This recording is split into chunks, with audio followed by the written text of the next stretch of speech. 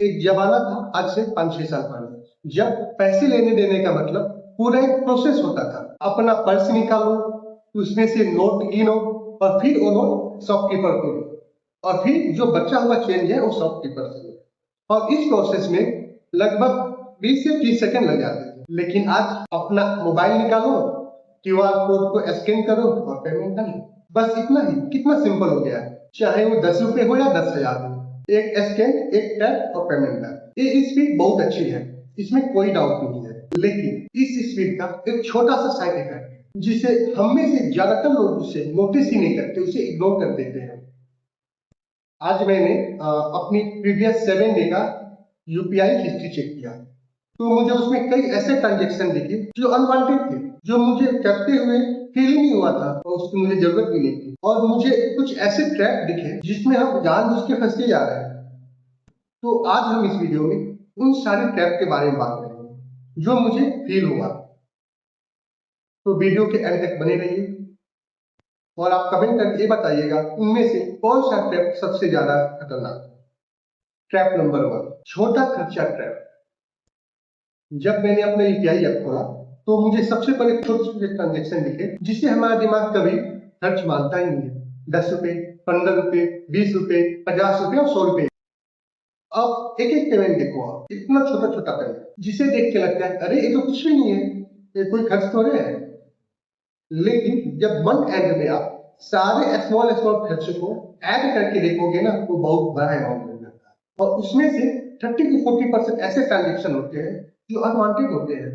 और यही सबसे बड़ी, तो 50 और 100 का खर्चा हमें कुछ लगता ही नहीं है, हमारा दिमाग इसे बड़ा खर्चा मानता ही नहीं है। लेकिन अब इन सबको पूरे महीने का आप जोड़ के देख, फिर जो नंबर आएगा वो नंबर देख के आपको कुछ समझ में आ जाएगा कि भाई पैसे गए कहाँ।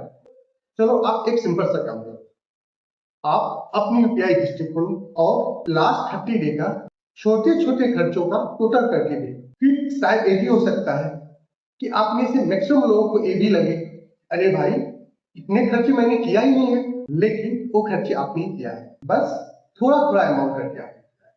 अब आते हैं ट्रैप नंबर 2। जब हम यूपीआई से पेमेंट करते हैं तो पैसा तो निकलता है, लेकिन वो पैसा हमें फील ही नहीं होता कि हमने कुछ खर्च किया है। चलिए मान लेते हैं आपके वैलेट में 500 रुपए है, उनमें से आपने 300 खर्च किए, किसी शॉप पे गए, आपको कुछ सामान खरीदा और 300 उस शॉप पे पहुंच गए। अब आपके वॉलेट में 200 रुपए। जब आपने 300 रुपए खर्च किए तो आपको फील हुआ कि मैंने 300 खर्च किया है, लेकिन यूपीआई में न वॉलेट खुला, न नोट कम हुए और न ही हाथ से कुछ कैश है।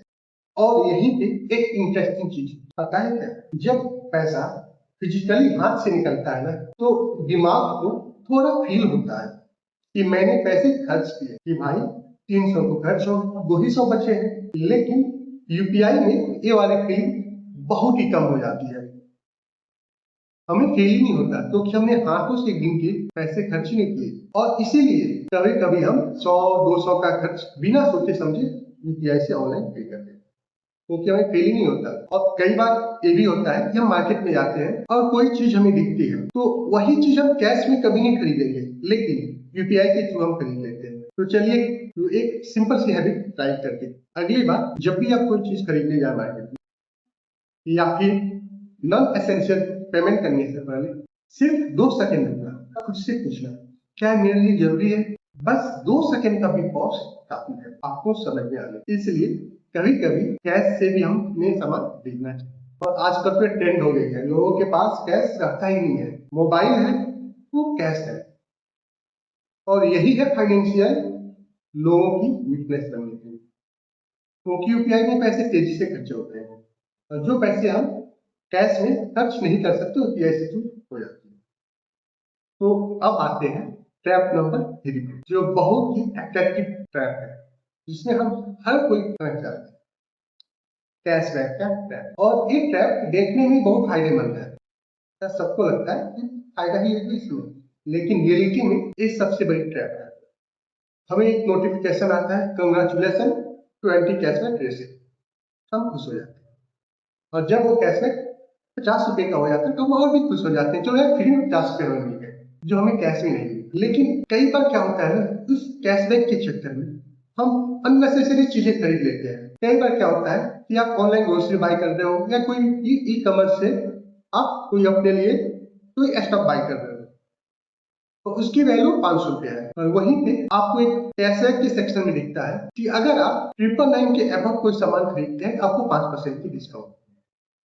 फिर हमारा माइंड क्या सोचता है, यार 500 का ले ही रहे हैं, 500 और ऐड करना है, हमें 5% ओवरऑल पे डिस्काउंट मिल जाएगा। और फिर हम कोई अननेसेसरी चीज ढूंढने लगते हैं कि हमें किसकी जरूरत पड़ सकती है आने वाले दिनों में, और हम उसे ऐड करें।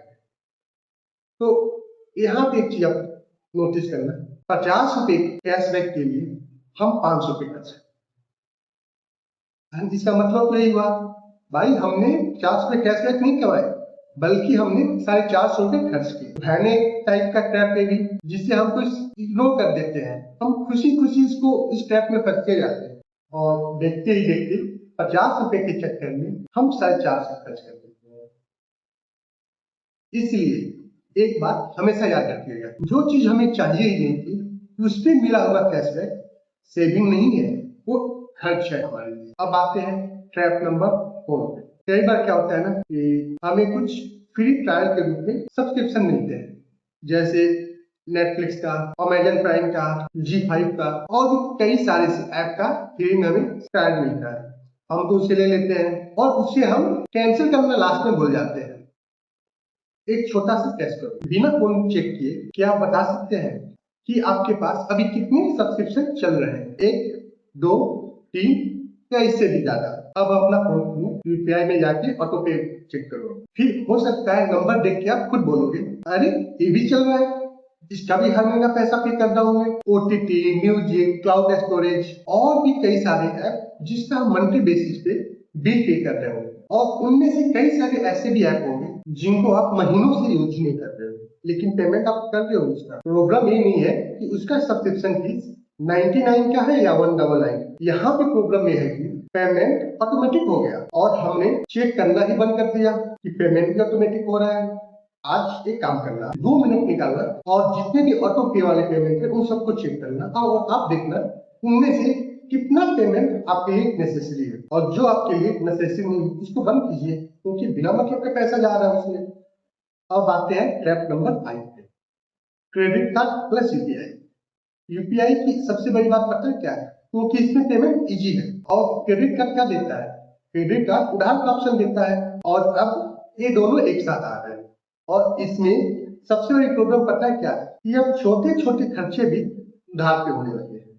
पहले क्रेडिट कार्ड का यूज बड़े खर्चों के लिए होता था आमतौर पे, जैसे लैपटॉप, टीवी, फोन या कोई बड़ा परचेज के लिए हम यूज करते हैं। और अब 10, 20, 50, 100 का भी खर्चा हम क्रेडिट कार्ड से यूपीआई के थ्रू कर रहे हैं। और यही दिमाग बोलता है, अरे 500 ही तो है, 100 रुपए ही तो है। लेकिन रियलिटी ये है कि वो आपके अकाउंट से नहीं कटा, वो आपने क्रेडिट कार्ड से पे किया है, और क्रेडिट कार्ड का पैसा उधार का पैसा होता है, और आपने उधार को पैसे पे किया है। चाहिए कि आपने कहीं जाके शॉप पे, और उसको आप क्रेडिट कार्ड के थ्रू यूपीआई से पेमेंट किया। इसका मतलब ये हुआ कि आपने 20 रुपए उधार पे लेके आपने चाय पी, और अगर आपने बिल पेमेंट के टाइम पे पूरा पेमेंट क्लियर नहीं किया या गलती से पेमेंट का डेट आपने भूल गए, तो उस पर अलग से इंटरेस्ट ले और बाकी और भी चार्ज आपको देना पड़ेगा। यानी कि एक चाय आपको कितनी महंगी पड़ सकती है। लेकिन एक बात और, क्रेडिट कार्ड बुरा नहीं है, उसको गलत तरीके से यूज करना बुरा है। तो इसलिए क्रेडिट कार्ड से यूपीआई के थ्रू पेमेंट करने से पहले एक बात हमेशा याद रखना कि आपका जितना बिल आ रहा है उतना पैसा आपके पास होना जरूरी है, नहीं तो वो छोटे छोटे खर्चे बहुत महंगे पड़ सकते। तो एक थी यूपीआई के कुछ डिमेरिट, लेकिन असल में यूपीआई बुरी नहीं है, यूपीआई गलत नहीं है, लेकिन सच कहूं तो यूपीआई ने पेमेंट करना बहुत इजी बना दिया है। प्रॉब्लम यूपीआई नहीं है, प्रॉब्लम तब होती है जब हम इजी पेमेंट को इजी एक्सपेंडिंग समझने लगते हैं। पेमेंट का मेथड इजी होना बहुत अच्छी बात है, लेकिन बिना सोचे समझे उस इजी पेमेंट के थ्रू पेमेंट करना गलत है। इसलिए आप अपने लिए सिंपल का बिल बनाओ, अगर पॉसिबल हो सके तो मैक्सिमम खर्चे आप कैश में करना शुरू करें। अब 1 महीने ट्राई करके देखें, फिर आपको डिफरेंस समझ में आ जाएगा कि यूपीआई से ज्यादा पैसे खर्च हो रहे हैं या कैश। और दूसरा रूल, हर वीकली आप एक बार 5 मिनट का टाइम निकाल के अपना यूपीआई पेमेंट का हिस्ट्री चेक करना और आप उसमें नोटिस करना कि कितने पेमेंट आप अननेसेसरी की हो जिसको आपको जरूरत ही नहीं। और ये भी देखो कि आपने जो पैसे खर्च किए हैं यूपीआई के थ्रू, उसमें फूड पे कितना किया है, ट्रेवल पे कितना किया है, इंटरटेनमेंट में कितना किया है, या सब्सक्रिप्शन लेने में कितना किया है, और उसमें से कौन से ऐसे खर्चे थे जिसको आप इजीली अवॉइड कर सकते थे, जिसको आपको कोई जरूरत भी नहीं। क्योंकि जिस खर्चे को आप देखना शुरू कर देते हो ना, उसे आप कंट्रोल करना भी शुरू कर देते हो। देख, यूपीआई को बंद करने की जरूरत नहीं है, बस अपनी स्पेंडिंग का कंट्रोल यूपीआई पे मत करो। और मुझे कमेंट में ये बताओ कि आपकी यूपीआई हिस्ट्री में सबसे फालतू खर्च क्या दिखते हैं। और अगर ये वीडियो इंफॉर्मेटिव लगी हो तो वीडियो को लाइक करें और चैनल को सब्सक्राइब करें। फिर मिलते हैं अगले वीडियो।